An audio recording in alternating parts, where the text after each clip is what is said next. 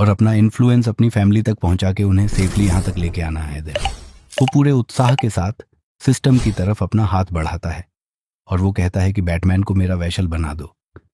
तो अगले ही पल एक और नोटिफिकेशन आती है कि जहां पर बताया गया है एक चमगादड़ का लेवल 25 हो गया है और उसके पास टाइटल आ गया है थर्ड सर्वेंट का। उसका ट्रस्ट 52 है, लॉयल्टी 31 है और उसकी अवेकन एबिलिटी है आयरन नाइट की। हम ये एबिलिटी भी थोड़ी अच्छी लग रही है और हमें इस एबिलिटी का पूरा इंट्रोडक्शन भी दिया जाता है। ये एक बी रैंक की एबिलिटी है और इसका इस्तेमाल करने के बाद यूज़र के पास पूरा का पूरा एक आयरन का आर्मर और एक जॉइंट CX जिसे हेलमेट कहा जाता है वो समन हो जाती है। इसमें यह बात अच्छी है कि इसका पूरा आर्मर और इसकी वेपन पूरे खुद से ही समन हो जाता है और इसे कहीं भी स्टोर करने की भी ज़रूरत नहीं पड़ेगी। पर यहाँ यह देख के MC को थोड़े से पसीने आ रहे थे। वह मन में सोचता है कि यहाँ पर वेसल का लेवल डिपेंड करता है कि उसने किस तरह की एबिलिटी को अवेकन किया है। फिर वो फैटी और उसकी एबिलिटी के बारे में सोचते हुए बताता है कि फैटी जिसने एक स्ट्रेंथ ऑफ गोरिल्ला को अवेकन किया था, ये एक C रैंक की एबिलिटी है। तो वो 20 के लेवल पर पहुंच गया था। फिर वो चमगादड़ को याद करते हुए बताता है कि इसके पास आयरन नाइट की एबिलिटी है और यह एक B रैंक की एबिलिटी है। तो ये 25 लेवल तक पहुंचा और वो बबलू के बारे में सोचते हुए बताता है कि इसने तो ए रैंक की टेलीपोर्टेशन एबिलिटी को अवेकन किया। तो वो तो सीधे ही 30 लेवल तक पहुंचा। जिस मोमेंट पे मैंने इनको वेसल के तौर पर रजिस्टर किया उसी मोमेंट पे इनके लेवल इनकी अवेकन एबिलिटी के बेसिस पर डिसाइड हो गए थे। देन वो एक रैंडम बॉक्स के बारे में सोचते हुए कहता है कि क्या इनकी एबिलिटीज रैंडमली चूज की जाती है। अगर लॉयल्टी के बेसिस पे देखा जाए तो यहाँ बबलू की लॉयल्टी ज्यादा थी तो इसीलिए उसने ए रैंक की एबिलिटी को अवेकन किया।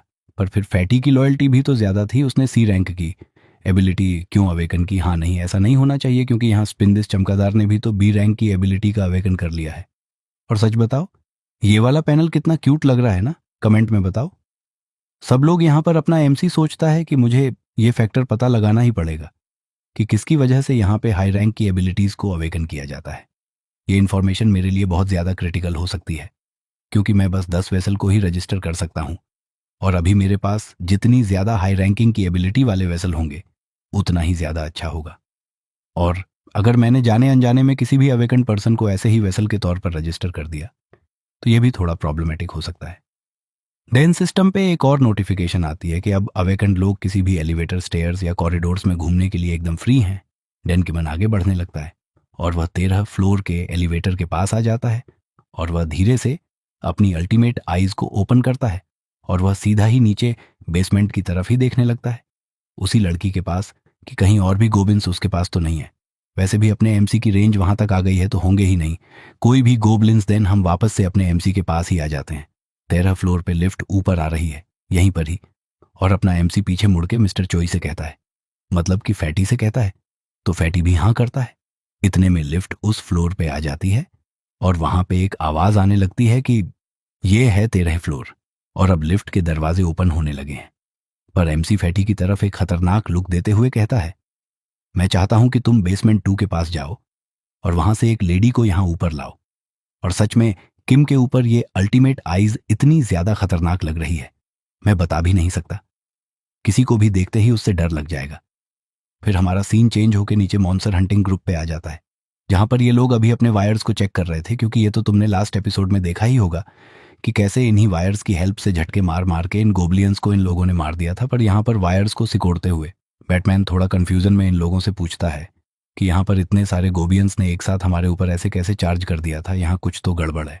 बेसमेंट 1 के ऊपर इतने सारे गोबियंस तो नहीं होने चाहिए। तो पीछा चश्मिश भी कहता है, हाँ ये बिल्कुल ऐसा हमला था कि जैसे पीछे से इन्हें कोई छस कर रहा हो। और यह सुन के तो बेसबॉल और भी ज्यादा नर्वस होने लगता है, उसके भी चेहरे से पसीने टपकने लगते हैं। एंड देन वो बताता है, अगर मैं देखूं कि उस पर्सन की एबिलिटी कितनी ज्यादा पावरफुल है, इसने इतनी आसानी से इन गोबलिन्स के सर बॉडी को चीथड़ चीथड़ कर दिया। मैं तो इतना कॉन्फिडेंस के साथ तो कह ही सकता हूं कि और यहां पर उसको बहुत ज्यादा पसीने आ रहे थे। और वो पास्ट को याद करता है जब ये लोग पहली बार अंदर आए थे इस बिल्डिंग में और यहाँ फैटी ने कहा था कि वो बहुत ही ज्यादा इंटरेस्टिंग पर्सन है और फैटी ने कैसे इन लोगों को बताया था कि यहाँ पर तुम्हें गर्म पानी भी मिल सकता है। और गर्म पानी का सुन के ये सारी लड़कियां कैसे इतनी ज्यादा एक्साइटेड हो गई थी। तो फैटी ने कहा था कि ये भी किम की ही एबिलिटी का पार्ट है। और जब हमने अच्छे खाने की तारीफ की थी तो वहां पर फैटी की वाइफ ने कहा था कि ये सारा खाना हमें किम ने ही ला कर दिया। देन बिस्वेल किम को एक खतरनाक अंदाज में याद करता है और वो सोचता है, ओह, तो ये है इसकी असली एबिलिटीज। देन वो अपने बगल में बैठे बबलू की तरफ मुड़ता है जो कि अपने वायर्स को रोल कर रहा था। वो इसके बारे में बताता है कि यह एक इंट्रोवर्ट पर्सनैलिटी वाला पर्सन है जो कि किसी के साथ ज्यादा घुल मिल के बात नहीं करता। पर जब इसने उस टाइम पे इसे फाइट करते हुए देखा, इसके अंदर इतने बदलाव देख के मेरे भी रोंगटे खड़े हो गए थे। और ये तभी से बदल गया जब से ये किम जॉन से मिला था। इसकी एबिलिटी सच में ऐसी तो है जिससे डर लगे, पर इससे फर्क नहीं पड़ता कि उसके पास कौन सी एबिलिटी है। इन सब का रिजल्ट तो सिर्फ एक ही आएगा। इस खात्मे की कगार पर आ चुकी दुनिया में जरूर सरवाइव करने के लिए हमें उसके द्वारा चुना हुआ होना चाहिए। मतलब बेसबॉल ने तो अपना मन बना लिया है कि वह किम के साथ ही हमेशा रहने वाला है और उसके हर ऑर्डर को फॉलो करेगा ताकि किम भी इसके साथ अच्छे से रहे। फिर हमारा सीन चेंज होता है। यहाँ पर बेसमेंट नंबर 2 की लिफ्ट ओपन होती है और अपना फैटी यहाँ से भागते भागते निकलता है और वो उसी लड़की के पास आ जाता है। और यहाँ पर ये सब कुछ अपना एमसी देख लेता है और किम ये सब देख के एक स्माइल करता है। एक बच्चा अपनी भ्रूम भ्रूम कार चला रहा होता है। वो बच्चा अपनी खिलौने वाली कार से खेल ही रहा है। तभी पीछे से कोई आता है तो ये बच्चा भी हंसते हुए पीछे मुड़ के देखता है तो उसे पता चलता है ये तो उसकी मम्मी है। और हाँ, मुझे पता है कि तुम लोगों ने भी अभी इस सुंदरी को नहीं पहचाना होगा, तो मैं तुम लोगों को पहले ही बता दूं, ये वही मॉन्स्टर है जिसने उस टाइम पे गोबलिन्स को चीर फाड़ के रख दिया था। उसका बच्चा हंसी खुशी से इसकी तरफ हाई फाई करता है और इसको अपनी तरफ बुलाता है, पर इसका चेहरा तो सदमे के मारे पीला पड़ गया था और यह बहुत ही ज्यादा घबरा जाती है और अगले ही पल यह डर खौफ में बदल जाता है और उसके चेहरे से पानी की तरह पसीने टपकने लगते हैं। यहां हमें दिखाते हैं इस बच्चे के पीछे बहुत सारे गोबलिन्स आ चुके हैं। ये अपने बच्चे को बचाने के लिए जोर से आवाज लगाती है तो ये बच्चा भी घबराते हुए पीछे देखता है, पर अब शायद बहुत देर हो चुकी है। उसकी मम्मी की आंखों से नॉनस्टॉप आंसू बहने लगते हैं और वह नई नई चिल्लाती रह जाती है और हमें आखिर में बस उसकी खून से सनी कार दिखाई जाती है। पर तभी यह लड़की घबराहट और डर के एक्सप्रेशंस के साथ एक चीख लगाते हुए अपने इस डरावने सपने से जाग जाती है और इसी के बगल में अपना किम जॉन इस लड़की को आवाज लगाता है, मिस होयंजू। तो ये लड़की भी घबराते हुए हैरानी के साथ किम की तरफ देखती है और किम का शांत चेहरा देख के तो ये लड़की भी थोड़ा रिलैक्स करती है और अपने सर पर हाथ रखते हुए उठने लगती है। किम भी पहले तो बस इस लड़की को ऐसे ही उठते हुए देखता रहता है। फिर वह कहता है कि आपसे मिलकर अच्छा लगा, मेरा नाम किंज है। इधर वो हाथ मिलाने के लिए हाथ आगे बढ़ाता है, पर यह लड़की हैरानी से इससे कहती है, क्या यह वो तुमने किया था? यह सुनकर तो किम भी कंफ्यूज हो जाता है और वह सोचता है, क्या माफ करना? आपने क्या बोला? तो यह लड़की भी आधी अधूरी सी बात करते हुए कहती है, क्या वो तुमने किया था? वो गोबलिन्स के उड़ते हुए सर उस समय दिख रहे थे, वो तुमने किए थे। इससे पहले तो किम भी कुछ नहीं बोलता और वो अपने हाथ को फिर से खींच लेता है और वो कहता है, हाँ ये सच तो है। और भाई ये क्या एक्सप्रेशंस दे रहा है यार, कोई अजनबी से मिल रहा है तो एक्सप्लेन, मतलब थोड़ी बहुत स्माइल माइल तो देनी चाहिए ना, कि ऐसी नबड़े जैसी शक्ल बना रखी है। बिल्कुल। किम जॉन के मुंह से उसका जवाब सुनने के बावजूद इसको थोड़े बहुत डाउट थे, पर फिर भी ये सोचती है कि हाँ, ये अगर ये सच है तो इसकी एबिलिटी तो सच में बहुत ज्यादा स्ट्रांग है। ये गोबलिन्स के पूरे झुंड को एक ही झटके में खत्म कर सकता है। फिर वो एकदम से अपनी नजरें झुका लेती है और अपने हाथों को पकड़ के एकदम से डिप्रेशन से चली जाती है और उसका हाथ बिल्कुल कांपने लगता है और वो मन में सोचती है, अगर ये है तो क्या ये पॉसिबल है? और वो अचानक से बहुत जोर जोर से फूट फूट के रोने लगती है और वह अपने बेटे को आवाज लगाने लगती है। इससे तो किम भी हैरान हो जाता है और यह लड़की रोते रोते ही अपने चेहरे पे आंसू लिए किम से उसके बेटे को बचाने के लिए मदद मांगती है और वो फिर से रोते रोते ही कहने लग जाती है, एक दिन के लिए भी वो मुझे मिल जाए, मैं बस उसे एक बार देखना चाहती हूँ। अपना एमसीए देख के बहुत ज्यादा इमोशनल हो गया था। और यहाँ किम जॉन को सिस्टम की तरफ से बताया जाता है कि होयनजो का ट्रस्ट लेवल एकदम से बहुत इंक्रीज हो गया है। यहाँ ये लड़की रोते रोते बस ये कह रही थी कि मुझे अपने बेटे की बहुत ज्यादा याद आ रही है। अपना एमसी इसे देख के बहुत इमोशनल हो गया था और उसे खुद समझ में नहीं आ रहा था कि अब वो बोले तो बोले क्या। इसीलिए वो मन में सोच रहा था कि जरूर इसने गोबियंस के द्वारा अपने बेटे को खो दिया होगा। यहाँ यह लड़की बहुत ही जोर जोर से फूट फूट के रो रही थी, पर एमसी को अब कुछ समझ में नहीं आ रहा था इसको शांत कैसे कराया जाए। और वो सोचता है कि यहाँ मैं कुछ कर भी सकता हूँ, मेरी ये पावर थोड़ी मिरेकुलस है, मतलब बहुत ज्यादा जादुई है, तो क्या पता ये मदद कर दे देन। वो एक क्वेस्ट को जनरेट करने की कोशिश करता है। इस क्वेस्ट में 1000 गोबलिन्स को मारना है। इसकी कोई लिमिट नहीं है, टाइम लिमिट, और इसकी कोई पेनल्टी भी नहीं है। रिवॉर्ड के तौर पर उसका बैटर रिवाइव हो जाएगा। तो अपना एमसी फिर सोचता है, और वह सोचता है क्या ये क्वेस्ट जनरेट होगी भी, क्या ये पॉसिबल होगा। और इस समय किम बहुत ज़्यादा नर्वस फील कर रहा था। देन वह इस क्वेस्ट को जनरेट करने की कोशिश करता है, तो एक और नोटिफिकेशन आती है कि यह क्वेस्ट ग्रांट नहीं की जा सकती। तो अपना एमसी समझ जाता है, हाँ ये मैंने सोचा ही था, मैं फिर भी क्यों इसी ऐसी क्वेस्ट को जनरेट करने की सोच रहा हूँ। ऑफ कोर्स ये तो एक नॉर्मल सी बात है, कोई मरे हुए को जिंदा कैसे ही कर सकता है, ये तो इम्पॉसिबल है। पर तभी एक सिस्टम की तरफ से 2 और नोटिफिकेशन आती है। पहले में लिखा था क्वेस्ट रिवॉर्ड रिवाइवल के लिए तुम्हारे पास सफिशिएंट फंड नहीं है, और दूसरे में लिखा था जब तुम्हारे पास सफिशिएंट फंड आ जाए तो फिर से कोशिश करना। ये देख के तो एमसी बहुत ज्यादा हैरान हो जाता है, उसकी आंखें और मुंह फटे के फटे रह जाते हैं, और वो अपनी कांपती हुई आवाज में कहता है, तो क्या इसका इसका मतलब हीरो एकदम से बहुत ज्यादा एक्साइटेड होते हुए कहता है कि जब तक मेरे पास पैसा है मैं मरे हुए को भी जिंदा कर सकता हूं, और भाई इसकी शक्ल ही ऐसी है, या सिर्फ मुझे ही इसके चेहरे पर खुशी का एक कण भी नहीं दिख रहा। फिर हम वापस से इसी रूम में जाते हैं जहां पर यह लड़की बहुत जोर जोर से रो रही है, और हमें इसके रोने की आवाज़ें आ रही हैं। अपना एमसी भी यहीं पर ही है, और वह सोचता है अभी के लिए ये तो मुझे भी नहीं पता कि मुझे रिडक्शन के लिए कितना पैसा चाहिए होगा, पर इसका मतलब यह नहीं कि अब यहाँ कोई उम्मीद की किरण बची ही नहीं है। देन वो कहता है, मिस हो तो ये लड़की भी रोते हुए एमसी की तरफ देखती है, और वह कहती है हाँ। तो एमसी बोलता है, हाँ मैं तुम्हारी मदद कर सकता हूँ, आपके बेटे को फिर से जिंदा करना ये पॉसिबल है।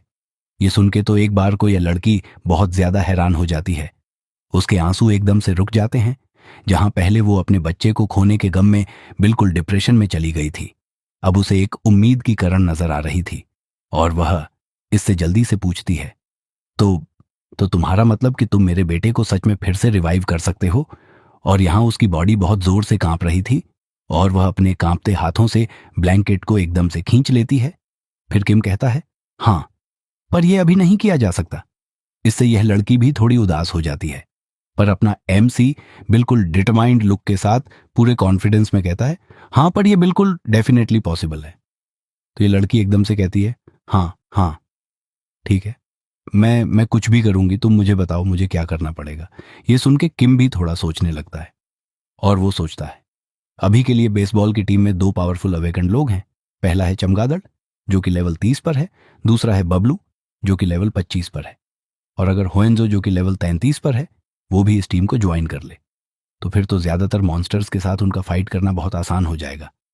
और वो सोचता है अभी के लिए बेस्ट चीज ये होगी कि अगर मैं इन सातों को अपना वेसल बना सकूं। तब वो बहुत ज्यादा खुश होते हुए कहता है, अभी के लिए तुम खड़ी हो जाओ, मैं तुम्हें किसी से इंट्रोड्यूस करवाना चाहता हूं। तो ये लड़की भी इसके लिए हाँ कर देती है। फिर हमें थोड़ी देर के बाद का सीन दिखाते हैं, हमें बाहर का सीन दिखाते हैं जहां पर बेसबॉल की पूरी टीम खड़ी हुई है। बेसबॉल इससे कहता है कि आपसे मिलकर अच्छा लगा, और वो हाथ मिलाने के लिए हाथ आगे बढ़ाता है और खुद को इंट्रोड्यूस करता है, मेरा नाम हार्डन जॉन है। तो ये लड़की भी हाथ मिलाती है, और वो कहती है, मेरा नाम हायंजो है भाई, कितने अजीब सा नाम है, इस लड़की के लिए भी अच्छा सा नाम सोचना पड़ेगा। तभी ये लड़की कुछ ऐसा बोलती है जिससे बेसबॉल बहुत ज्यादा हैरान हो जाता है। ये लड़की कहती है, तुम वही हंटर हो ना जो बेसबॉल फेंक फेंक के गोबलिन्स को मार रहे थे। इससे तो बेसबॉल बहुत ज्यादा हैरान हो गया था। फिर ये लड़की आर्चर की तरफ देखते हुए भी कहती है, हाँ ये वही लड़की है जो बो का इस्तेमाल कर रही थी। ये सुनकर ये दोनों ही बहुत ज्यादा हैरान हो गए थे, और आर्चर खुद की तरफ उंगली पॉइंट करती हुई कहती हैं कि तुम्हें पता है कि हम लोग कौन हैं। फिर यह लड़की कुछ बचकानी हरकतें करने लगती है। ये अपने हाथों से भालू के पंजों के जैसे जेस्चर बनाती है, और मुंह से भालू की आवाज निकालने लगती है, घुर घुर। और वो कहती है कि हम पहले मिल चुके हैं, इसके बाद भी तुम्हें मैं याद नहीं। ये देख के सब लोग और भी ज्यादा कंफ्यूज हो जाते हैं, सबके चेहरे पर क्वेश्चन मार्क छा जाते हैं। और जब तुम एक बार जरा चमगादड़ को देखो, चमगादड़ बिल्कुल, हाँ ये क्या था। तो यह लड़की एक स्माइल के साथ अपनी ट्रांसफॉर्मेशन को शुरू कर देती है और उसकी बॉडी पे देखते ही देखते चारों तरफ से बाल आने लगते हैं। उसका मुंह पूरी तरह से भालू के मुंह में ट्रांसफॉर्म होने लगता है। बस इतना ही देखने की देर थी। आर्चर की तेज नजरें तुरंत ही समझ जाती हैं और वो घबराते हुए इसकी तरफ उंगली पॉइंट करती है। कहती हैं, ये तो वही बीस्ट है जो उस साइड वाले पाथ में था। पर बाकी सब भी ये देख के बहुत हैरान हो गए थे कि अब तक जिस मॉन्स्टर को ये लोग सबसे ज्यादा ताकतवर समझ रहे थे वो तो एक इंसान ही है। और आर्चर इस भालू को बीस्ट कह रही थी तो ये लड़की भी थोड़ा शर्माते हुए भालू की ही फॉर्म में कहती है, अरे मैं ठीक से बोलूं तो मैं एक बियर हूं। और भालू को बोलता हुआ देख के ये आर्चर और भी ज्यादा हैरान हो गई थी उसके, और पसीने छूटने लग जाते हैं। ये भालू इसे बताती है कि तुम लोगों की मैंने कुछ बार पहले बहुत ज्यादा मदद की है, पर तुम लोगों ने कुछ रियलाइज नहीं किया होगा। ये देख के बेसबॉल का भी मुंह फटा का फटा ही रह जाता है और पीछे चमगादड़ सोचता है ये कितनी ज्यादा बड़ी है। ये देख के बेसबॉल कहता है, तो हमारे पिछली बार मिलना कोई कोइंसिडेंस नहीं था। तो भालू थोड़ा गुस्से में कहती है, वेल गोबलिन्स के दुश्मन मेरे दोस्त हैं। तभी यहां एमसी आ जाता है और वो भी कहता है कि मैं भी बहुत खुश हुआ कि तुम लोग एक दूसरे को पहले से ही जानते हो। फिर वो हमेशा की तरह अपनी सीरियस स्टाइल में सब लोगों से कहता है कि मुझे तुम सबसे कुछ बात करनी है। फिर वो सभी लोगों से कहता है कि हम बबलू की ग्रैंड मदर को बचाने का प्लान कल सुबह से ही शुरू कर देंगे। अब जबकि गोबलिन्स के नंबर्स बहुत ज्यादा कम हो चुके हैं तो हम जरूर उन्हें बचा पाएंगे। और सभी लोग एमसी को अब सीरियस लुक के साथ देखने लगते हैं। तो माहौल थोड़ा ठंडा करने के लिए अपना एमसी हंसते हुए कहता है कि हमारे प्यारे फैटी मिस्टर चॉय इस मिशन में पार्टिसिपेट नहीं कर पाएंगे क्योंकि वो थोड़े से इंजर्ड हो चुके हैं। फिर हमें पास्ट की कन्वर्सेशन दिखाई जाती है जहां पर बड़ी मुश्किल से फैटी ने किम से उसका बेडरूम उधार मांगा था आराम करने के लिए, क्योंकि फैटी के बेडरूम पे इस टाइम पे होएन जो आराम कर रही थी। फिर किम कहता है कि मिस्टर फैटी अब तुम्हें ज्वाइन नहीं कर पाएंगे तो उनकी जगह पे मिस होएंजो तुम्हें ज्वाइन करेंगी। तो अब मिस होएंजो भी भालू के फॉर्म में एक स्माइल देते हुए कहती है कि अब मैं तुम लोगों पे भरोसा कर रही हूं। तो अब किम कहता है, ठीक है, तो अब तुम सबसे सुबह मिलते हैं। तो ये सारे लोग अब पूरे उत्साह के साथ हाँ कर देते हैं। फिर किम चमगादड़ और बबलू को अलग से आवाज लगाता है जिससे ये दोनों ही बहुत कंफ्यूज हो जाते हैं। और जरा तुम चमगादड़ की शक्ल देखो, इसको देखते से ही हंसी आ जाती है यार। और यहाँ एमसी पीछे आने का इशारा करते हुए कहता है कि मुझे तुम दोनों से एक बात करनी है, तो इसीलिए मेरे साथ हॉलवे में आओ। फिर हमें एक सुहाना सा चांद दिखाया जाता है और हमें पता चलता है अभी इस टाइम पे बिल्कुल रात हो रही है और यहाँ पर ये लोग अब आ चुके हैं हॉलवे में। फिर अपना एमसी बिल्कुल सीरियस चेहरे के साथ इन दोनों से कहता है, बबलू चमगादड़, क्या तुम दोनों को पता है कि मैंने अभी तुम लोगों को यहां पर क्यों बुलाया है? ये सुन के ये दोनों ही बिल्कुल कंफ्यूज हो चुके हैं क्योंकि इन दोनों को ही नहीं पता कि यहां पर इन दोनों को ही क्यों बुलाया गया है, बाकी की पूरी टीम को ही क्यों नहीं, और इन दोनों में ही ऐसा क्या खास शो है। एमसी इन्हीं दोनों से सेम सवाल पूछता है।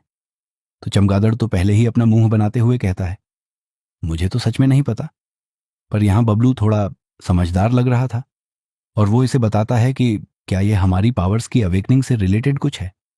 तो एमसी एक स्माइल देते हुए कहता है कि हाँ, तुमने सही बोला, अभी मैं तुम दोनों की पावर्स के बारे में यहां बातचीत करने वाला हूं।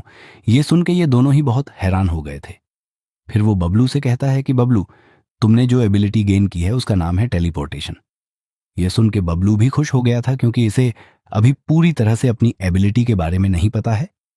फिर एमसी चमगादड़ का नाम लेते हुए कहता है कि डॉग शॉक, तुमने जो एबिलिटी को गेन किया है उसका नाम है आयरन नाइट। यह सुन के यहां चमगादड़ तो बहुत कंफ्यूज हो जाता है क्योंकि उसे तो अपनी एबिलिटीज के बारे में कुछ नहीं पता। उसे 0% आइडिया है कि उसकी एबिलिटीज आखिर हैं। क्या यहां पर अपना एमसी सोच रहा था इन्हें कल मिशन पे भेजने से पहले इनकी एबिलिटीज के बारे में अच्छे से जान पहचान कराना इन लोगों के लिए जरूरी है क्योंकि यह उन्हें मिशन में बहुत ज्यादा फायदा करवा सकता है। और एमसी के पास इन लोगों को इनकी पावर से इंट्रोड्यूस कराने का एक बेस्ट तरीका है। वो सिस्टम विंडो को ओपन करता है और इन दोनों के लिए ही एक पार्टी क्वेस्ट को जनरेट करता है। तब ये क्वेस्ट जैसे ही रेडी हो जाती है, सिस्टम पूरी इसकी डिटेल्स देके एमसी के सामने कर देता है। ये है ग्रांट पार्टी क्वेस्ट, मतलब कि 2 लोगों के लिए या फिर पूरे ग्रुप के लिए एक क्वेस्ट को जनरेट करना। अभी के लिए ये क्वेस्ट सिर्फ बबलू और चमगादड़ के लिए ही है और इस क्वेस्ट का एम है कि तुम्हें अपनी पावर्स को, अवेकन्ड एबिलिटीज को डेमोन्स्ट्रेट करना है। 1 घंटे के अंदर इसमें टाइम लिमिट भी है। इसके रिवॉर्ड में तुम्हारी स्ट्रेंथ में थोड़ा इंक्रीज हो जाएगा, पर अगर इसमें फेलियर होता है तो फिर तुम्हें बाहर सोना पड़ेगा, घर में सोने की इजाज़त नहीं मिलेगी। द सिस्टम एमसी से एग्रीमेंट मांगता है कि क्या तुम सच में ये क्वेस्ट जनरेट करना चाहते हो। और एमसी अभी यही सोच रहा था, क्या इन दोनों को सेम क्वेस्ट देनी चाहिए। एक पार्टी क्वेस्ट में ऐसे इन लोगों को कोई डाउट तो नहीं होगा। तब वो सोचता है कि अभी के लिए इतना ही काफ़ी है। तभी पीछे से चमगादड़ एमसी को आवाज़ लगाता है, हे किम। इस तरफ चमगादड़ कुछ ज्यादा ही एक्साइटेड लग रहा था और वो चमगादड़ की तरह हंसते हुए कहता है, हे किम, क्या लगता है कि क्या मेरी एबिलिटीज अभी बेसबॉल के जैसी हो गई है। और इसके जवाब में एमसी कहता है, हाँ, तुम सही कह रहे हो। और यह जवाब सुनने के बाद तो यह इतना ज्यादा एक्साइटेड हो जाता है कि ऐसा लग रहा है कि यह अभी अभी 2 बोतल खाली करके आया है। फिर यह पूरे जोश में खुले सांड की तरह उत्साहित होते हुए कहता है कि हे, तुम्हें क्या लगता है यह किस तरह की एबिलिटी है। आयरन नाइट तो किम कहता है कि तुम आयरन आर्मर और एक हेलबर्ड को समन कर सकते हो।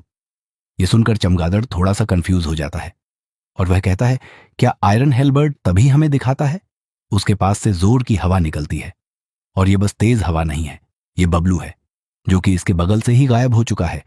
और यह देख के हम कंफ्यूजन के बारे में एकदम से चिल्लाता है, क्या हाँ, उसका मुंह फटा का फटा ही रह जाता है और उसे कुछ भी समझ में नहीं आता। और अब इस रूम में बस यही दोनों बचे हैं और अब दोनों के बीच में बिल्कुल शांति हो जाती है। और दूसरी तरफ अपना बबलू भी किसी रूम में टेलीपोर्ट हो गया है और वो अभी इस टाइम पे हवा में टेलीपोर्ट हुआ है, किसी फ्लोर पे नहीं। इसीलिए वो बड़ी मुश्किल से बैलेंस बनाता है और फिर वो खुशी से कहता है, हाँ, ये काम किया। और वो पूरे उत्साह से मुट्ठी बांधते हुए कहता है कि इस पावर के साथ मैं शायद अपनी ग्रैंड मदर को बचा पाऊंगा। और इस समय इसके चेहरे पर जेन्युइन खुशी दिख रही थी, क्योंकि जब से यह अपोक्लिप्स शुरू हुआ है, हर गुजरते दिन के साथ बबलू के मन में अपनी ग्रैंड मदर के लिए चिंता बढ़ती ही जा रही थी। और अब फाइनली वह कल उसकी ग्रैंड मदर को रेस्क्यू करने के लिए जाने ही वाला है। और इसके बाद दूसरी तरफ अपने एमसी को 2 नोटिफिकेशन आती हैं, बबलू का ट्रस्ट इंक्रीज होने की और बबलू की लॉयल्टी इंक्रीज होने की। फिर बबलू एमसी के पास आता है और झुक के सिंसियरली एमसी को थैंक यू बोलता है। तो एमसी कहता है, शांत हो जाओ बबलू। तो बबलू को तो इससे कुछ समझ में नहीं आता, इसीलिए वो कहता है, पार्डन पार्डन। तभी किम इसे समझाता है कि अभी के टाइम पे तुम्हारी इन एबिलिटीज के साथ तुम्हें अपनी ग्रैंड मदर तक पहुंचना बहुत ज्यादा डिफिकल्ट होगा। तो बबलू पूछता है कि ऐसा क्यों। तो एमसी उसे बताता है कि अभी कोई गारंटी नहीं है कि तुम अपनी एबिलिटीज को पूरी तरह से कंट्रोल कर सकते हो। फिर एमसी सीधा बबलू से ही पूछ लेता है कि बबलू, अभी जो तुमने टेलीपोर्टेशन का इस्तेमाल किया, क्या वो तुम्हारा ट्रायल था या तुमने खुद से ही किया था। तो बबलू अपना सर झुका लेता है, इसका मतलब तुम सब समझ सकते हो। तो फिर अपना किम कहता है कि अभी मेरे ख्याल से मेरे पास एक आइडिया है जिससे तुम्हें यह पता लग सकता है कि तुम्हारी एबिलिटीज कहाँ तक काम कर सकती हैं, और इससे तुम्हें अपनी एबिलिटीज पर थोड़ी बहुत पकड़ भी आ जाएगी। और मेरे ख्याल से तुम्हें यह भी पता चल जाएगा कि अपनी एबिलिटीज का इस्तेमाल करने से तुम्हें क्या पेनल्टीज भी मिल सकती हैं। यह सुन के बबलू भी थोड़ा हेजिटेट करते हुए कहता है, ठीक है, मैं समझ गया। तब इन दोनों के ऊपर पीछे से कोई चमचमाती हुई वाइट लाइट पड़ती है, जिससे ये दोनों ही बहुत कंफ्यूज हो जाते हैं और हमें दिखाता है एक पावरफुल सा हेलमेट। ये चमचमाता हुआ हेलमेट अकेला नहीं था, क्योंकि इसके नीचे था इसको पकड़ने वाला आयरन नाइट। ये भी पूरा आर्मर में कवर्ड, जो कि सच में बहुत कूल लग रहा था। और इसे फील करते हुए चमगादड़ कहता है, ये फिर वो एकदम से बहुत खुशी से चिल्ला रहा था, ये सच में काम किया। और अब इसका आर्मर बिल्कुल भी नहीं चमक रहा है, क्योंकि अगर इसका आर्मर चमकता हुआ मिलता तो ये अपने एमसी से भी ज्यादा अच्छा दिखने लगता। और ये अच्छा दिखने का क्या है भाई, ये नीचे कपड़ा क्या लटका रखा है इसने। वेल, तुम समझ ही सकते हो, ये राइटर इसको थोड़ा बहुत लो दिखाने की कोशिश कर रहा है, वरना ये अपने एमसी को भी ओवरकम कर लेगा। फिर हमें दिखाते हैं 2 नोटिफिकेशन। यहाँ चमगादड़ का ट्रस्ट इंक्रीज हो गया और उसकी लॉयल्टी भी इंक्रीज हो गई है। यहाँ चमगादड़ तो अपनी एबिलिटीज के साथ बहुत खुश लग रहा था। फिर अपना एमसी बबलू से कहता है, बबलू तो यह भी इसकी तरफ देखते हुए कहता है, हाँ। तब वो एक खिड़की की तरफ इशारा करता है सामने वाली बिल्डिंग में, और वह कहता है, क्या तुम अपनी टेलीपोर्टेशन एबिलिटी के साथ सामने वाली बिल्डिंग की खिड़की के अंदर जाने का ट्राई कर सकते हो। यह तो बबलू को भी पता था कि यह टास्क तो उसके लिए भी कुछ ज्यादा ही है, इसीलिए वह भी अपने मुंह पर हाथ रख के थोड़ा सोचने लगता है कि क्या वह यह सच में कर भी पाएगा। पर फिर वह अपनी पूरी हिम्मत उठाते हुए कहता है कि मैं फिर भी एक बार कोशिश तो करना चाहूंगा। यह सुनकर तो किम भी बहुत खुश हो जाता है और वो कहता है कि बहुत अच्छे। फिर किम इसके लिए एक और क्वेस्ट को जनरेट कर देता है, जिसमें उसे अपनी टेलीपोर्ट एबिलिटी का इस्तेमाल करते हुए इसे बिल्डिंग 113 के रूफटॉप पे टेलीपोर्ट करना है। इसमें 3 मिनट की टाइम लिमिट है और इसकी रिवॉर्ड के तौर पे इसकी टेलीपोर्ट एबिलिटी की प्रोफिशिएंसी इंक्रीज हो जाएगी। प्रोफिशिएंसी इंक्रीज होने से यह और भी अच्छे से अपनी टेलीपोर्ट एबिलिटी का इस्तेमाल कर पाएगा और इसको के फेल होने पे भी इसे घर के बाहर ही सोना पड़ेगा।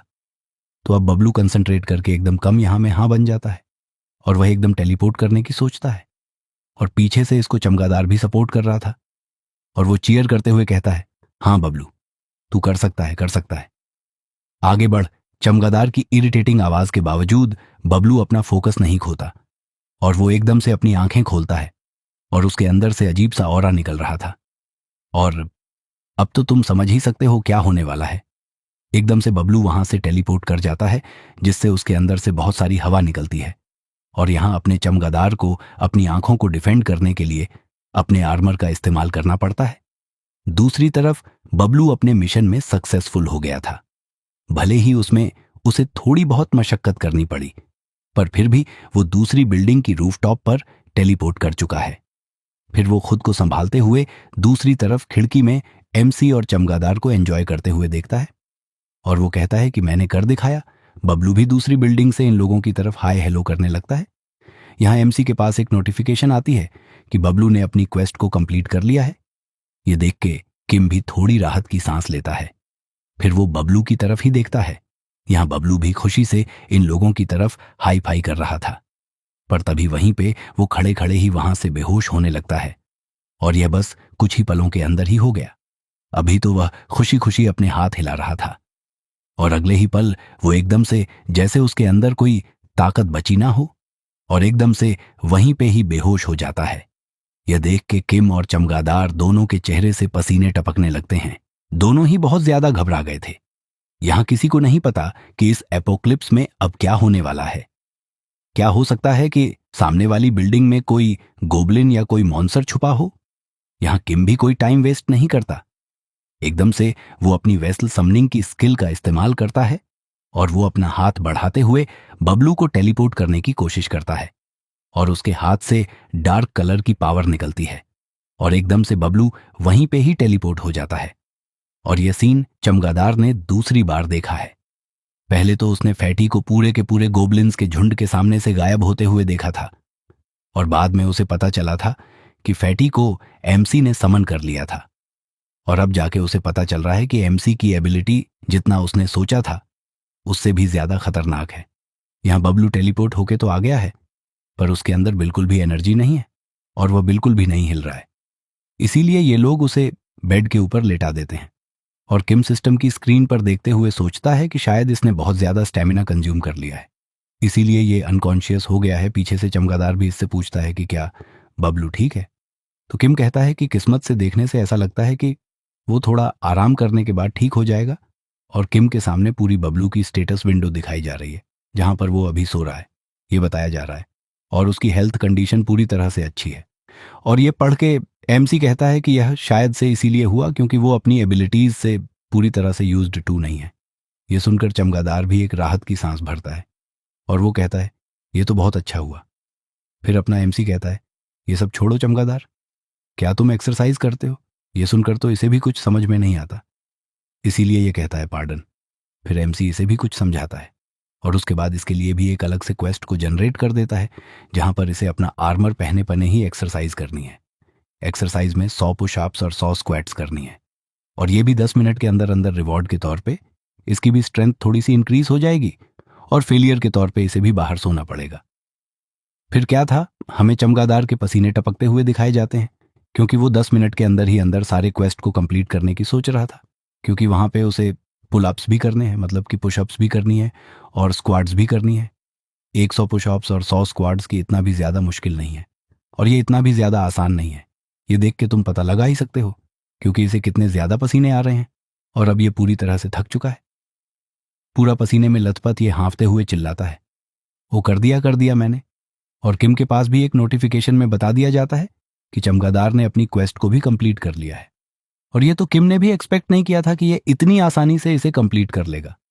और इसे हाफ हुए देखते हुए ये सोचता है कि क्योंकि इसकी स्पोर्ट्स के लिए अच्छी एफिनिटी है और ये अच्छे खासे स्पोर्ट्स खेलता रहता है, इसीलिए इसका स्टेमिना इतना एक्स्ट्रा ऑर्डिनरी है। फिर एकदम से इसके सामने एक और सिस्टम की नोटिफिकेशन आती है। इससे ये थोड़ा कंफ्यूज जाता है। सिस्टम की स्क्रीन पे लिखा था इवेल्युएटिंग, और यही चलता आ रहा था। ये देख के किम सोचता है कि आखिर ये क्या हो रहा है। उसको भी बहुत ज़्यादा पसीने आ रहे थे। और सामने उससे चमगादार कर कहता है, हाँ हाँ ये ख़त्म हो गया ना। फिर अपना एमसी इससे ध्यान हटाता है और इसकी तरफ देखता है। फिर वो एक स्माइल देते हुए कहता है, हाँ थैंक यू, तुमने बहुत अच्छा काम किया, अब तुम आराम कर सकते हो। और अब इसके आगे एक नोटिफिकेशन आती है, इवैल्यूएशन कंप्लीट हो चुका है। अब चमगादार भी हाँफते हुए खड़ा होता है और वो कहता है, हाँ थैंक यू अपना समय देने के लिए। और यहाँ एमसी के पास एक नोटिफिकेशन आती है, तुम्हारी थोड़ी सी स्ट्रेंथ इंक्रीज हो गई है। देख के तो एमसी बहुत हैरान हो जाता है, क्या मैंने तो कुछ किया ही नहीं। और उसके हाथों के अंदर से डार्क मानो निकालने लगता है, मतलब कि उसकी स्ट्रेंथ इंक्रीज हो गई। और अपना एमसी ये फील करते हुए कहता है कि मेरी स्ट्रेंथ सच में इंक्रीज हो गई। देख वह एक स्माइल देता है और वह एक डरावना सा चेहरा बनाते हुए कहता है कि यह तो अब सच में गेम पलट देने वाली चीज़ है। फिर हमें अगले दिन बुजंग की गलियों का सीन दिखाते हैं। ये मॉन्स्टर हंटिंग मिशन पे है और यहाँ पर बेसबॉल जोर से सब लोगों को चिल्लाता है, सभी लोग भागो, और हमें पीछे दिखाते हैं। यहाँ पर बहुत ही बड़ा गोबलिन्स का झुंड इन्हीं लोगों की तरफ बढ़ रहा है। यहाँ सबसे पीछे है अपना बबलू, क्योंकि वो तो टेलीपोर्ट करके आगे जा सकता है। फिर है तेज भागने वाली आर्चर, और उसके आगे है चश्मिश, और सबसे आगे है बेसबॉल। पर चमगादार कहाँ है? चमगादार यहाँ इन गोबलिन्स को गालियां दे रहा है और वो कहता है तुम लोग। और यहाँ चमगादार कुछ ज्यादा ही गुस्से में इरिटेट हुआ लग रहा है। तो अब तो तुम सबको पता है कि क्या ही होने वाला है। इन गोबलिन्स के ऊपर व्हाइट लाइट चमकती है और इनको गालियां देते हुए एक शाइनी आर्मर में एक नाइट आ चुका है। ये चमकता धमकता आयरन नाइट अपना जॉइंट हेलबर्ट निकालता है और सामने आने वाले गोबलिन्स को एक एक हमले में मारने लगता है। इसके जॉइंट हेलबर्ट के एक स्विंग में ही 2 से 3 गोबलिन्स भी मरते जा रहे थे। पर अपने साथियों को मरता देख के बाकी गोबलिन्स और भी ज्यादा गुस्सा हो जाते हैं और वह चिल्लाते हुए इसी की तरफ आगे बढ़ने लगते हैं। कुछ गोबलिन्स अपने सामने आयरन नाइट को देखते हुए वहां से चुपचाप उससे बच के निकल जाते हैं उसके दोस्तों को मारने के लिए। तो यह आयरन नाइट वहां पे पीछे इन लोगों को गालियां देने लगता है। पर जो गोबलिन्स उससे बच के निकले थे उन्हें कोई हेडशॉट मार मार के खत्म कर देता है और एक एक हेडशॉट में सारे गोबलिन्स मारे जाते हैं। ये देख के तो आयरन नाइट भी बहुत हैरान हो गया था। और हमें दिखाते हैं ये बबलू है। बबलू जोर से चिल्लाता है, जो तुमसे बच के निकल जाए उनकी चिंता मत करो। ये देख के आयरन नाइट भी अब हंसते हुए अपना हेलमेट आगे करता है और कहता है, ठीक है समझ गया। पर यह देख के अब गोबलिन्स भी थोड़े से सावधान हो गए थे और वह अपनी आवाजों में ही कुछ तो बातचीत करने लगते हैं और हमें दिखाते हैं एकदम से वहां से भाग जाते हैं। ये देख के तो ये भी इनको गाली देने लगता है। हमेशा की तरह ऐसा लग रहा था कि ये गोबलिन्स डर के भागे हैं, पर ऐसा नहीं है कि सिर्फ यही लोग गोबलिन्स को डरा सकते हैं। यहाँ पर ये गोबलिन्स तो बहुत ज्यादा घबरा चुके हैं। इनके आंखों से तो आंसू भी टपक रहे हैं। ये इतने ज्यादा घबरा चुके हैं कि इनके मुंह से ज्यादा कुछ आवाज भी नहीं निकलती और ये चीखने लगते हैं क्योंकि इनके ऊपर किसी मैसिव एंटिटी की शैडो पड़ रही है। पर इतना मैसिव एंटिटी कौन है जो इन गोबलिन्स को इतना घबराने पर मजबूर कर सकता है? चलो मैं तुम लोगों को 3 सेकंड देता हूं और तुम लोग कमेंट सेक्शन में गैस करके टाइप करो 3, 2, 1। जी हाँ, ये है अपना मैसिव बियर, जिसे देख के सारे गोबलिन्स थर थर कांप रहे हैं। लिटरली इनके पैर तक जवाब दे चुके हैं और अब ये भाग भी नहीं पा रहे हैं। तो अब एक तरफ बबलू और चमगादार की जोड़ी थोड़ी सी मशक्कत करने के बाद इन गोबलिन्स को निपटाई जा रही है, पर दूसरी तरफ बियर मॉन्स्टर बिल्कुल कैजुअली आराम से इन गोबलिन्स को खत्म किए जा रहा है। तभी बेसबॉल जोर से बबलू को आवाज लगाता है और कहता है, अभी पर बबलू को तो कुछ समझ में नहीं आता कि अभी क्या करना है और वो हैरानी से बेसबॉल की तरफ देखने लगता है। तभी बेसबॉल इस बेवकूफ को याद दिलाता है कि अपनी ग्रैंड मदर के पास जाना, तब जाके इसे याद आता है और वो अपनी जगह से टेलीपोर्ट करके आगे आ जाता है और वो बेसबॉल को थैंक यू करके आगे बढ़ने लगता है। यहाँ एमसी के पास एक नोटिफिकेशन आती है कि सिटीजन होयन जो ने अपनी क्वेस्ट को कंप्लीट कर लिया है और अब उसके रिवॉर्ड को कैलकुलेट किया जा रहा है। और ये क्वेस्ट एमसी ने ये देखने के लिए जनरेट की थी कि क्या इसके रिवॉर्ड में उसकी स्ट्रेंथ फिर से इंक्रीज होगी। देख, फिर से उसके सामने वही इवेल्युएशन वाली खाली स्क्रीन आ जाती है और इस तरफ अपना एमसी अपनी अल्टीमेट आइज से पूरा सीन एंजॉय कर रहा है और अपने हाथों में बढ़िया खाना भी एंजॉय कर रहा है। वेल, और क्या ही चाहिए। अपोक्लिप्स में तुम खाना बवाना एंजॉय करो, बड़ी अपनी लाइफ को एंजॉय कर रहे हो, लोग बाहर तुम्हारे लिए काम कर रहे हैं और उनके काम का इनाम भी तुम ही लोगों को मिल रहा है। जी हाँ, इवेल्युएशन कंप्लीट होने के बाद एमसी के पास एक नोटिफिकेशन आती है कि 1,33,966 वन तुम्हारे अल्टीमेट सर्टेन के अकाउंट में ट्रांसफर कर दिए गए हैं। ये देख के एमसी भी थोड़ा खाना खाते खाते रुक जाता है और वो कहता है, हाँ पैसा है, ये रिवॉर्ड तो पिछले वाले रिवॉर्ड से डिफरेंट है। और वो फिर से अपना खाना एंजॉय करने लगता है और वो सोचता है कि पिछली बार जब चमगादार ने अपनी रिक्वेस्ट को कंप्लीट किया था तो मुझे एडिशनल रिवॉर्ड के तौर पे थोड़ी सी स्ट्रेंथ मिली, तो क्या इसका मतलब ये रिवॉर्ड पूरी तरह से रैंडम होता है? हो सकता है कि ये रिवॉर्ड ज़्यादा इसीलिए होगा क्योंकि इस क्वेस्ट की डिफ़िकल्टी भी थोड़ी ज़्यादा थी। फिर एमसी के पास 2 डिंग डिंग करके नोटिफिकेशंस आती हैं। पहली डिंग में लिखा था कि अब बबलू ने पूरी क्वेस्ट को कंप्लीट कर लिया है और दूसरी डिंग में लिखा था कि अब बबलू ने अपने सारे क्वेस्ट अटेम्प्ट्स को आज के लिए पूरा कर लिया है, इससे ज़्यादा और क्वेस्ट को आज एक्सेप्ट नहीं कर सकता। और यहाँ फिर से ये इवोल्यूशन वाली स्क्रीन आ जाती है इस क्वेस्ट को कंप्लीट करने के लिए। और फिर जैसे ही इवैल्यूएशन कंप्लीट होता है, किम भी बढ़िया खाना खाते खाते अपनी आसान लगा के बैठा था कि अब चलो रिवॉर्ड्स देने का टाइम आ चुका है। तभी एक नोटिफिकेशन आती है, कांग्रेचुलेशन, तुम्हें जैकपॉट लगा है। ये देख के तो किम बहुत ज़्यादा हैरान हो जाता है और उसका खाना उसके गले में फंस जाता है और वो धीरे धीरे करके कहता है, क्या कि इसका क्या मतलब हुआ? और क्वेस्ट में धीरे धीरे करके एक रिवॉर्ड्स ओपन होने लगते हैं, ओपन होने लगते हैं, ओपन होने लगते हैं। एक नोटिफिकेशन आती है जिसमें बताया जाता है कि तुम्हें एक स्किल पॉइंट मिला है और अपने एमसी सोचता है क्या इसमें स्किल पॉइंट्स भी मिलते हैं? वह हैरानी से हंसते हुए कहता है, नॉट बैड। फिर हमारा सीन चेंज होके बबलू पे आ जाता है जो कि अपने टेलीपोर्टेशन का पावर का इस्तेमाल करते हुए आगे आ चुका है और उसके चेहरे पे बहुत ज्यादा पसीने आ रहे हैं, थकान की वजह से नहीं बल्कि उसकी घबराहट की वजह से कि यहां उसकी ग्रैंड मदर सेफ होंगी या नहीं। और अब उसके सामने ही उसकी ग्रैंड मदर का घर है। पहले तो वह घर में आके धीरे से दरवाजा खोलता है, फिर वह एकदम से अंदर को भागने लगता है और अपनी ग्रैंड माँ के रूम का दरवाजा खोलता है और वह ग्रैंड माँ को आवाज लगाता है और वह सामने देखता है कि उसकी ग्रैंड माँ अब भी जिंदा है और वह सही सलामत आराम कर रही है। यह देख के बबलू तुरंत ही अपनी ग्रैंड मदर के पास जाता है और उनको धीरे धीरे जगाने लगता है और उनको ग्रैंड माँ करके आवाज लगाने लगता है और उसकी ग्रैंड मदर भी धीरे धीरे करके अपनी आंखें खोलती है। वो अपनी नम आवाज में कहती है, बबलू, क्या यह तुम हो? पर यहां बबलू तो बहुत ज्यादा इमोशनल हो गया था। वो अपनी ग्रैंड माँ को सही सलामत देखने के बाद तुरंत ही रोने लग जाता है। उसके मुंह से शब्दों की वजह से सिर्फ हवा निकलती है। चेहरे की खुशी तुम साफ देख पा रहे हो। अपनी ग्रैंड मदर को उठाता है और एकदम से उनको गले लगा लेता है और अपनी ग्रैंड माँ को गले लगाने के बाद ही अब जाके उसे राहत मिलती है और वो रोते रोते ही अपनी ग्रैंड माँ से कहता है कि मुझे माफ करना कि मुझे यहाँ आने में इतना ज्यादा समय लग गया।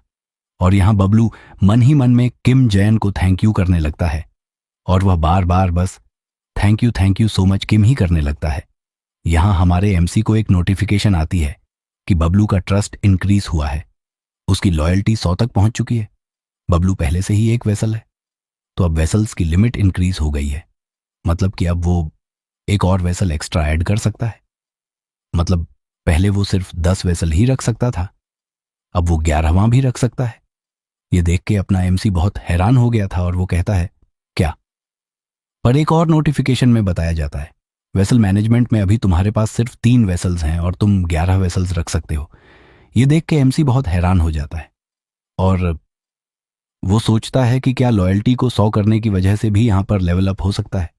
देन वो बबलू के लेवल को प्लस करने वाले आइकॉन पे क्लिक करते हुए कहता है कि चलो अब देखते हैं कि बबलू को लेवल अप कराने के लिए कितना पैसा चाहिए होगा। तभी उसके सामने फटाफट से 3 नोटिफिकेशन आती है कि तुम्हारे पास इनफ मनी नहीं है, इसे लेवल अप कराने के लिए चाहिए होगा 100 मिलियन वन। जब पैसा आ जाए तो प्लीज फिर से कोशिश करना। ये देख के तो अपना एमसी की आंखें फटी की फटी रह जाती हैं और चिल्लाता है 100 मिलियन वन। ये देख के तो अपना सर पकड़ लेता है और वो टेबल पे हाथ मारते हुए कहता है कि अब मुझे माफ़ करना बबलू, कम से कम मैं रोज़ रोज़ तो मैं क्वेस्ट तो दे ही सकता हूँ। तभी उसे एकदम से एक आवाज़ आती है और वह उसी तरफ देखते हुए सोचता है कि यह तो एलिवेटर की आवाज़ है। अभी कौन आया होगा, तो वो चेक करने के लिए अपनी अल्टीमेट आइज़ का इस्तेमाल करता है और फिर से उसकी आंखें ब्लैक लिक्विड से भरने लगती हैं और वो अपनी ब्लैक एंड वाइट जिंदगी में ही जाकर देखता है तो वहां पर फैटी के घर के सामने दो लोग हैं और मुझे इन दोनों का चेहरा थोड़ा जाना पहचाना सा लग रहा है, पर मैं भूल चुका हूं। मेरे ख्याल से ये कुछ सर्वाइवर ही होंगे जिन्हें अपने एमसी या मॉन्सर हंटिंग टीम ने ही रेस्क्यू किया होगा। वैसे अगर तुम लोगों को ये दोनों के बारे में कुछ भी याद आ रहा है तो तुम लोग कमेंट सेक्शन में मुझे बता सकते हो। यहाँ ये लड़की कहती है कि क्या अंदर कोई है, तो ये यहाँ पे फैटी की वाइफ भी आवाज़ सुनती है और वो कंफ्यूजन में गेट खोलते हुए पूछती है, कौन है आप लोग? और वो सामने देखती है कि सामने एक लड़की और उसके पीछे एक हट्टा खट्टा सा बंदा जिसके हाथ में एक सप्लाई का बॉक्स है। तो यह लड़की एक फ्रेंडली स्माइल देते हुए कहती है कि हेलो, मेरा नाम किम दाबिन है। और वो अपने साथी को इंट्रोड्यूस करते हुए कहती है कि ये है मेरा छोटा भाई किम मैन हो। और उसका छोटा भाई कहता है कि हम यूनिट नंबर 1701 में रहते हैं। तो यहाँ फैटी की वाइफ भी कहती है, ओह आई सी, वैसे यहाँ कैसे आना हुआ? तो दाबिन यहाँ थोड़ी हेजिटेशन करने लगती है और वो हिचकिचाते हुए कहती है, ये बस मैं यहाँ इसलिए आई हूँ क्योंकि मुझे आपसे थोड़ी सी मदद चाहिए। तो फैटी की वाइफ कहती है, क्या मदद? तो ये लड़की एकदम से और थोड़ा हेजिटेशन करने लगती है और वह कहती है कि मुझे पता है कि मैं थोड़ी बेशर्मी दिखा रही हूँ। फिर वो एकदम से कहती है, क्या मैं आपके घर पे थोड़ा सा शावर ले सकती हूँ? तो ये देख के तो फैटी की वाइफ भी बहुत कंफ्यूज जाती है, उसके चेहरे पे भी बड़ा सा क्वेश्चन मार्क छा जाता है और वो कंफ्यूजन में पूछती है, क्या बस शावर इतना ही? तो ये लड़की कहती है, हाँ शावर। यहाँ फैटी की वाइफ तो कंफ्यूज हो गई थी कि ये क्या हेल्प मांगने वाली है, पर फिर भी वो एक फेक स्माइल देते हुए इन लोगों से कहती है, हाँ ये तो आसान है, प्लीज अंदर आ जाओ और तुम शावर ले सकती हो। तो यह लड़की भी हंसते हुए कहती है, हाँ थैंक यू सो मच। तभी उसका मुस्तंडा भाई के मैन है, वो कहता है कि मैं यह बॉक्स कहाँ रखूं? तो यहाँ फैटी वाइफ कहती है, ओह माए, आखिर ये क्या है? तो दाबिन हंसते हुए बताती है कि इसमें कैंट फूड और बाकी कुछ रैंडम आइटम्स हैं। तो फैटी की वाइफ पूछती है, क्या सच में उसका छोटा भाई यहाँ बॉक्स को रख देता है और वहीं पे उसको खोल देता है और उसके अंदर से बहुत ज़्यादा चमचमाता हुआ कैंट फूड और बाकी कुछ खाने का आइटम्स था। ये देख के तो फैटी की वाइफ की आंखें भी चमचमाने लग जाती हैं और वो कहती है, माय गुडनेस, तुम्हें इतना भी कुछ करने की ज़रूरत नहीं थी, थैंक यू। तो ये लड़की भी हंसते हुए कहती है, अरे नहीं नहीं, मुझे इतना तो करना ही चाहिए, वैसे भी मैं एक अजनबी के घर में जा रही हूँ और इतनी अजीब सी रिक्वेस्ट कर रही हूँ, तो इतना तो मुझे करना ही चाहिए। तभी ये लड़की बोलते हुए कुछ नोटिस करती है और वो उसी तरफ देखती है। सामने ही कुछ धनुष बाण रखे थे और वही फाइटिंग वाला बेसबॉल का बैट रखा हुआ था। ये देख के ये लड़की पहले तो कुछ नहीं बोलती है, फिर वो एकदम से फैटी की वाइफ से पूछती है, क्या मैं ये पूछ सकती हूँ कि क्या ये बेसबॉल और वो बॉस, क्या ये अपार्टमेंट के ओनर्स के हैं? पर फैटी की वाइफ तो बैठ के इन दोनों के द्वारा लाए हुए कैन फूड और बाकी खाने के आइटम्स को ये देख रही थी, तो उसने तो पहले कुछ नहीं देखा था। तो वो कहती है, माफ करना। फिर इन चीज़ों की तरफ देखते हुए बताती है, ओह नहीं नहीं, ये इस बिल्डिंग में रहने वाले लोगों की नहीं है, वो लोग पहले किसी और बिल्डिंग में रहा करते थे, पर अब ये सिचुएशन थोड़ी सी अजीब हो गई है। पर तभी अपना एमसी अपनी अल्टीमेट आइज को बंद कर लेता है और वो कहता है, अभी के लिए ये लोग बुरे तो नहीं लग रहे। और वो अपनी खिड़की के पास से नज़ारों के मज़े लेते हुए सोचता है कि मैं वहां पर बाद में जाऊंगा, मुझे इन लोगों से भी बात करनी पड़ेगी। और वो सामने वाली अपार्टमेंट बिल्डिंग की तरफ देखते हुए सोचता है कि हो सकता है कि मैं उनसे मदद भी मांग सकूं।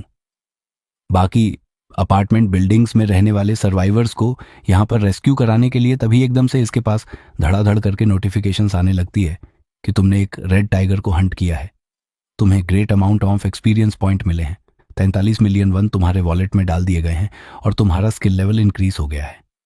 एक और ड्रिंकर की नोटिफिकेशन आती है कि तुम्हें एक नई स्किल मिली है।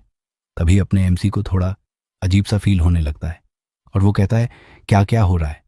एकदम से उसके अंदर बहुत ज़्यादा दर्द होने लगता है और वो चिल्लाता है, डैम इट। फिर हमारा सीन चेंज होकर बेसबॉल की मॉन्सर हंटिंग टीम की तरफ आ जाता है, जहां पर बेसबॉल बहुत जोर जोर से हाँक रहा है और उसके अंदर से भी खून निकलता हुआ नजर आ रहा है। फिर हमें बेसबॉल को दिखाते हैं जो कि थोड़ा इंजर्ड लग रहा है, पर आर्चर और चश्मी के हाल तो और भी ज़्यादा बेहाल लग रहे हैं। फिर हमें सामने दिखाते हैं, सामने रेड टाइगर, वो भी लहूलुहान। उसके मरने की नोटिफिकेशन तो अपने एमसी को आ चुकी है, पर उसी रेड टाइगर के सामने हमारी बियर वुमेन भी पड़ी हुई है। उसके अंदर से भी बहुत ज्यादा खून निकल रहा है और उसकी हालत देख के लग नहीं रहा कि वह ज्यादा समय तक सरवाइव कर पाएगी। इस तरफ हमें एमसी को दिखाते हैं जिसकी आंखें बिल्कुल काली हो गई हैं। उसे कुछ समझ में नहीं आ रहा, आखिर चल क्या रहा है। वो बस चिल्लाता रह जाता है, क्या चल रहा है। पर तभी एकदम से उसको बहुत ज्यादा दर्द होने लगता है और फिर से उसकी स्किन लेवल इंक्रीज होने की वजह से उसको बहुत ज्यादा दर्द होने लगता है। वो अपनी छाती पकड़ के जोर जोर से चिल्लाने लगता है। अपने एमसी को एक नोटिफिकेशन आती है। इसमें लिखा था कि तुमने कुछ ऐसे लोगों को ढूंढा है जिसे सिटीजनशिप दी जा सकती है। क्या तुम उन्हें सिटीजनशिप देना चाहते हो? ये देख के अपना एमसी दर्द झेलते हुए सोचता है कि क्या यहाँ कुछ ऐसे भी लोग हैं जिन्हें अभी तक सिटीजनशिप नहीं मिली। तो वो कांपती आवाज में कहता है, ऑफर सिटीजनशिप दे दो दे दो। तभी एक और ड्रिंक करके नोटिफिकेशन आती है कि कुल 101 ओल्ड लोगों को तुमने सिटीजनशिप दे दी है और यहाँ 10 पूरे 10-11 लोगों के नाम भी लिखे हुए हैं। तुमको पढ़ना हो तो पढ़ सकते हो। वैसे क्या ही करोगे पढ़ के, मैं भी नहीं पढ़ने वाला 100।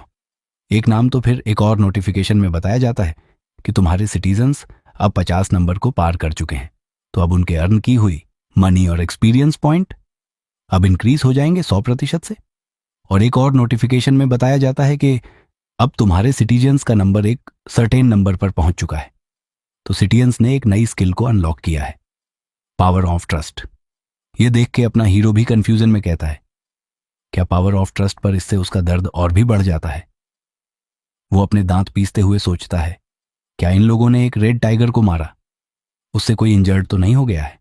फिर हमारा सीन यहां चेंज होके फिर से मॉन्स्टर हंटिंग टीम पे आता है। यहां पर बबलू बहुत ज्यादा इंजर्ड है, उसके सर से खून बह रहा है, पर फिर भी वो अपनी ग्रैंड मदर को उठा के भागता जा रहा है। और ये मॉन्स्टर हंटिंग टीम भी फुल स्पीड में भागे जा रही है। ऐसा लग रहा है कि इनके पीछे अब भी कोई पावरफुल मॉन्स्टर लगा है। यहाँ सबसे आगे चमगादड़ डियर वुमेन को उठा के फुल स्पीड में भाग रहा है और ये सब कुछ अपना एमसी अल्टीमेट आइस के थ्रू देख रहा है और वो सोच रहा है, नहीं ये बिल्कुल भी अच्छा नहीं लग रहा। और वो गुस्से में अपने दांत पीसते हुए सोचता है, क्या यहाँ सबसे ज्यादा इंजर्ड तो बियर वुमेन है इस टाइम पे, इसे ही सबसे ज्यादा इंजर्ड होना चाहिए था क्या। तभी हमारा सीन फिर से इन्हीं लोगों पे आता है। ये लोग फुल स्पीड में एडी छोटी का जोर लगा के भाग रहे थे, पर तभी कुछ चीखते चिल्लाते गोबलिन्स इन लोगों के सामने आ खड़े होते हैं। पर तभी आर्चर और वो चश्मिश पूरी फुर्ती दिखाते हुए 2 एरो शूट करते हैं, जिसमें वो दोनों ही गोबलिन्स सामने मारे जाते हैं। ये देख के ये लड़की, जिसका नाम मैं भूल चुका हूं, वो कहती है, चीज तुमने उसे एक ही शॉट में मार दिया। पर वो चश्मिश थोड़ा हिचकिचाते हुए कहता है, हाँ तुम सही कह रही हो, पर मुझे भी नहीं पता यहां क्या चल रहा है। वो आर्चर भागते हुए कहती है, मेरी बॉडी एकदम से हल्की फील कर रही है। उसके बगल में बेसोल भी भागते हुए कहता है, सेम, मुझे भी बिल्कुल थकान महसूस नहीं हो रही। और यहां अपने एमसी को पावर ऑफ ट्रस्ट के बारे में बताया जाता है कि यह एक पैसिव एबिलिटी है।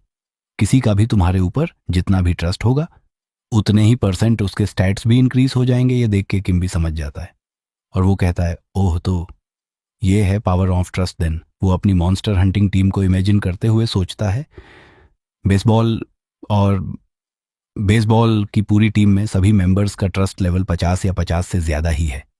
अगर उनके स्टैट्स, स्टेमिना, स्ट्रेंथ, रिफ्लेक्सेस और भी सब कुछ अगर वो 50% से भी इंक्रीज हो रहा है, तो यह तो नेचुरली है कि उनकी कैपेबिलिटीज आसमान छू जाएंगी।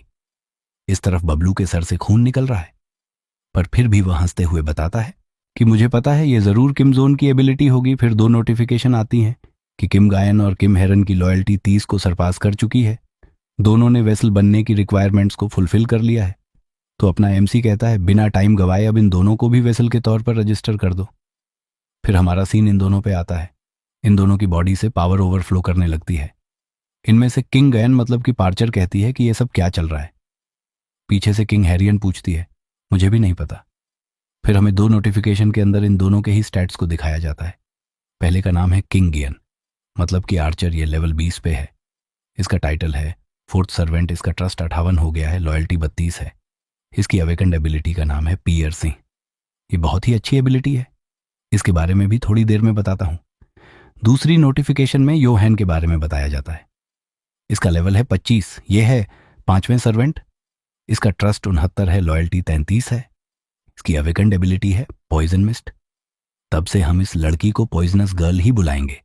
और तभी इन दोनों के कुछ गोबियंस आ जाते हैं और वह इन दोनों की तरफ देख के जोर जोर से दहाड़ने लगते हैं।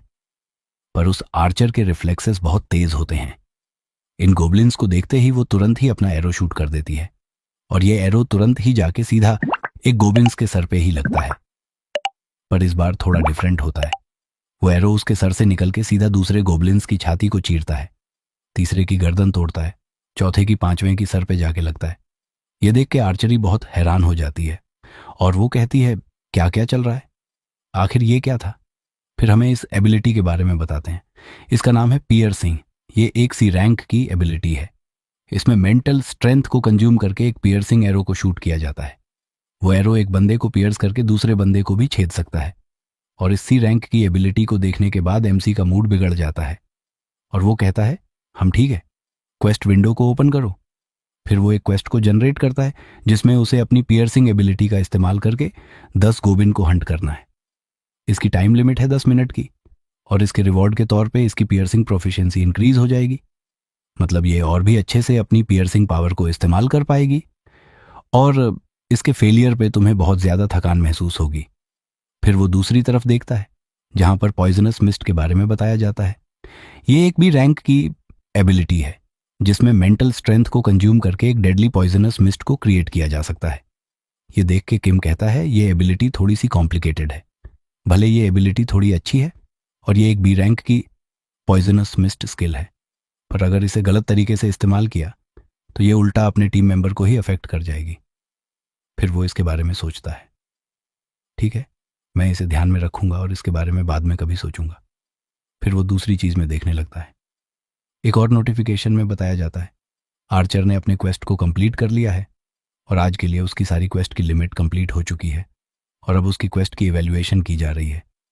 अब इस इवैल्यूएशन को ऐसे ही चलता देख के अपना एमसी बहुत बोर होने लगता है और वो कहता है हाँ अब क्या करूं, ठीक है। वो सोचता है कि चलो नीचे वाले लोअर फ्लोर के मेंबर की तरफ ही देखते हैं। फिर किम अपने अल्टीमेट आइस का इस्तेमाल करके नीचे के लोगों को झांकने लगता है। एक बंदा अपने हाथों में बोतल लिए कहीं तो जा रहा है और ये शायद किसी तरह का स्विमिंग पूल है या फिर कहीं का तालाब वाला है। ये वहीं से ही जाके पानी भरने लगता है और ये देख के अपना एमसी सोचता है हम इनके इंस्टिंक्ट्स तो बहुत अच्छे हैं, ये एडवांस में ही पानी को जमा कर रहे हैं। फिर ये दूसरे दो लोगों को देखते हैं जो यहाँ पर अपने फैटी के घर पे आए थे। इन दोनों के पास भी खाना ववाना रखा हुआ है और अगर मैं ध्यान से याद करूं तो ये क्या पहला ही सर्वाइवर का ग्रुप नहीं है जो अपने मिस्टिक टीम ने सबसे पहले ढूंढे थे। वही वो दुबला पतले से उसका फादर और उसके दोनों बेटा बेटी थे। ये थोड़े से डिफरेंट लग रहे हैं पर तुम लोग बताओ क्या ये वही तीनों हैं। और एमसी इन तीनों के हालात देखते हुए सोचता है हम तो इसीलिए इन लोगों ने बेसबॉल की टीम को ज्वाइन नहीं किया क्योंकि ये खुद से ही अपने लिए खाना पानी जमा कर सकते हैं। तभी एमसी को ब्लैक एंड व्हाइट में एक लड़की का फिगर दिखता है और यह देखते ही एमसी फुल स्पीड में भागने लगता है और वह हमें कुछ भी नहीं बताता। वो एकदम से फुल स्पीड में गेट की तरफ भागने लगता है। पर भले ही एमसी ने कुछ ना बताया हो पर सिस्टम हमें बताता है। एक नोटिफिकेशन में इस लड़की को पूरी डिटेल बताई जाती है। इसका नाम है किम दाजुन। इसका लेवल 26 है, ट्रस्ट 18 है, इसकी अवेकन एबिलिटी है। हील यह एक भी रैंक की एबिलिटी है जिसमें मेंटल स्ट्रेंथ को कंज्यूम करके किसी भी इंजरी को हील किया जा सकता है। पर यह लड़की अभी कहीं तो अनकॉन्शियस पड़ी है और अपना एमसी पागलों की तरह भागते हुए कहता है एक एक हीलर तो जहां हमारा एमसी उसी अनकॉन्शियस लड़की के घर के सामने ही खड़ा है। इस लड़की के रूम का नंबर है 2902। फिर ये उस गेट को ओपन करने की कोशिश करता है तो थोड़ा सा वो ओपन होता है पर वो फिर से एकदम से अटक जाता है। वहां एक अजीब सी कुंदी लगी हुई थी। ये वाली कुंदी मुझे नहीं पता ये कैसे काम करती है पर हाँ अभी पता चल जाएगा। इस कुंदी को देख के अपना एमसी सोचता है अब मैं इसको कैसे खोलने वाला हूँ। फिर एकदम से उसको याद आता है अरे हाँ मेरी पावर इंक्रीज होते टाइम पे एक नोटिफिकेशन आई थी कि मुझे एक नई स्किल भी मिली है। फिर वो अपनी स्किल विंडो को ओपन करता है जहां पर उसके पास जो स्किल थी उसका नाम था इनविजिबल हैंड जो कि लेवल 1 की स्किल है और इस स्किल की हेल्प से वह एक इनविजिबल हैंड को समन कर सकता है और उसे अपने हिसाब से कंट्रोल भी कर सकता है। ये देख के एमसी कहता है बहुत अच्छे। और वो दरवाजे पे हाथ मारता है। फिर वो सोचने लगता है कि मैं इस कुंडी को तोड़ने वाला हूँ, मैं इस कुंडी को तोड़ना चाहता हूँ। और फिर वो फोकस करते करते इसको कंट्रोल करने की कोशिश करता है। और फोकस करते करते उसके सामने एक कट्टर सामान हो जाता है, जो कि स्पिरिचुअल एनर्जी से बना हुआ लग रहा था, जिसे हम तार काटने के लिए इस्तेमाल करते हैं। ये देख के हमें तो कुछ समझ में नहीं आता। क्यों भाई, हाथ सामान होना चाहिए था, ये कटर कहाँ से आ गया? पर ना एमसी ना हमारा राइटर हमें कुछ बताता है। वो एमसी तो सीधा ही उस कटर को लेता है और इस लॉक को काटने की कोशिश करता है। वो बस यही सोच रहा था कि यह लॉक अच्छे से टूट पाए इससे। पर इससे हम ये अस्यूम कर सकते हैं कि एमसी का ये इनविजिबल हैंड जैसे चाहे वैसे इस्तेमाल किया जा सकता है। मतलब, तुम समझ रहे हो कैसे की बात कर रहा हूं मैं। हम स्टोरी पे आते हैं। फिर अपना एमसी स्कूटर की हेल्प से उस लॉक को सक्सेसफुली तोड़ लेता है और वो गेट ओपन करके अंदर आने की कोशिश करता है। फिर वो एकदम से भागने लगता है अंदर की तरफ, और सामने ही उसे वो लड़की दिख जाती है।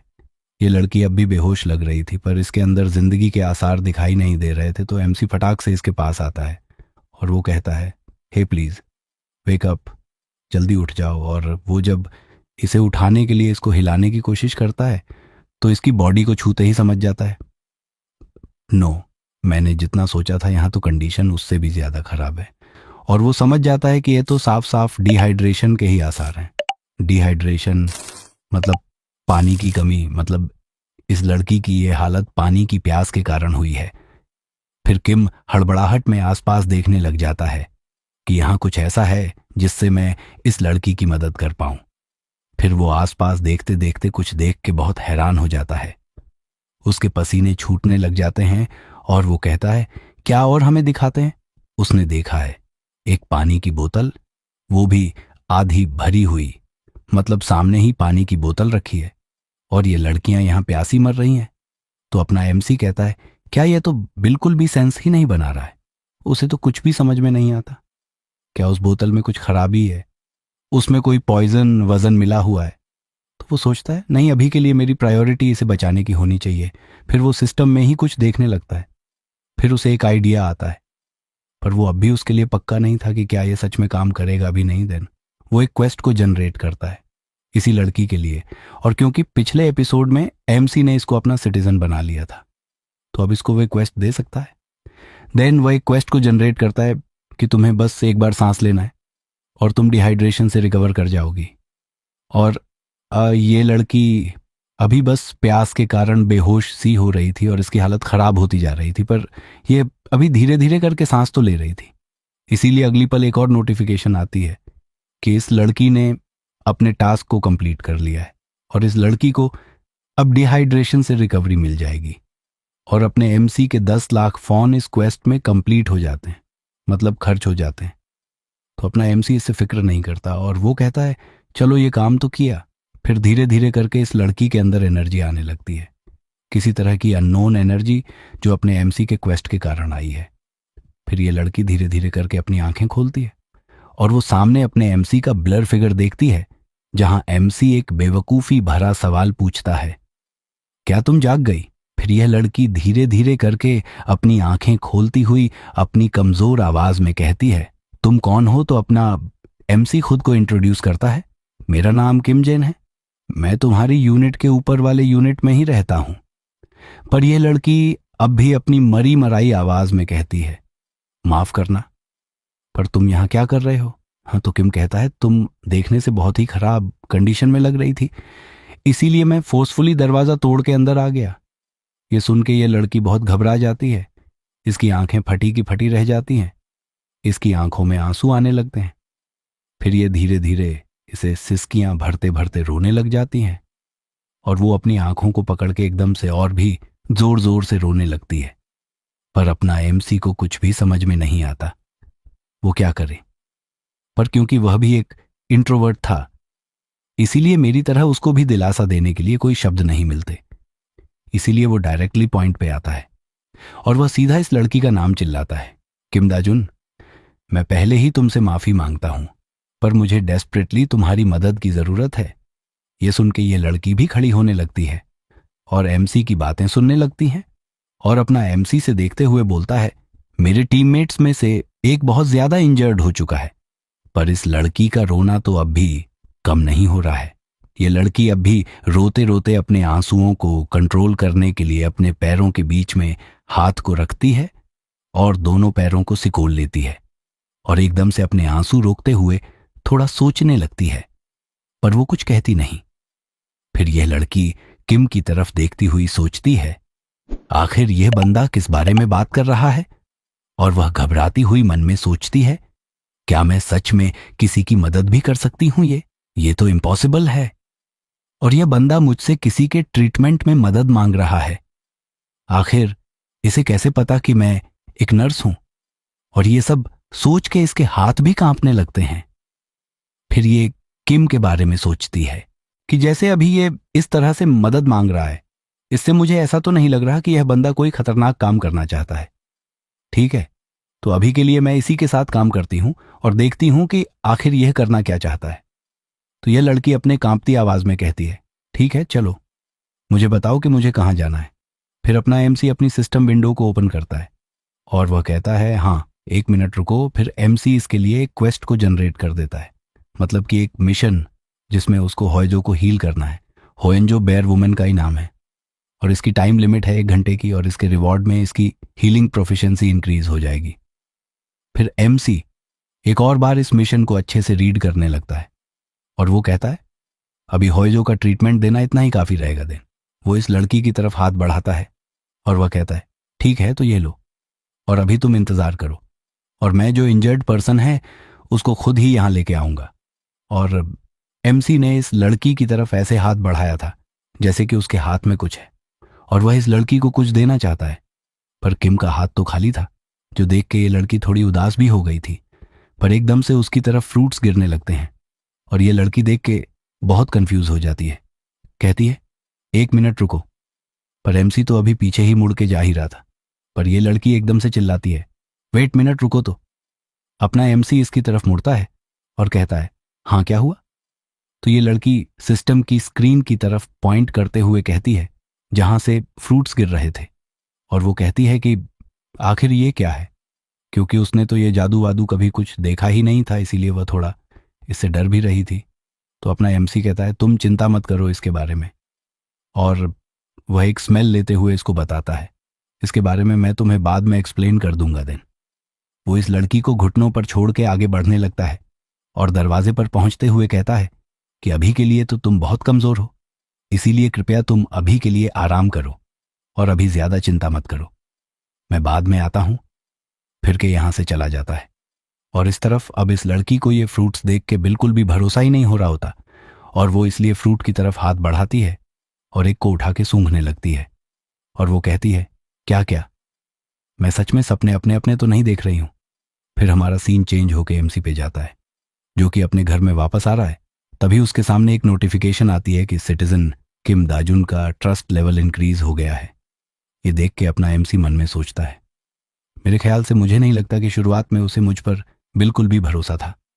फिर वह बैल्कनी की तरफ जाते हुए सोचता है कि अब मुझे नहीं लगता कि इस दुनिया में ऐसा कोई इंसान भी होगा जो ऐसे पर्सन पर भरोसा करेगा जो तुम्हारे घर का दरवाजा तोड़ के अंदर आया हो।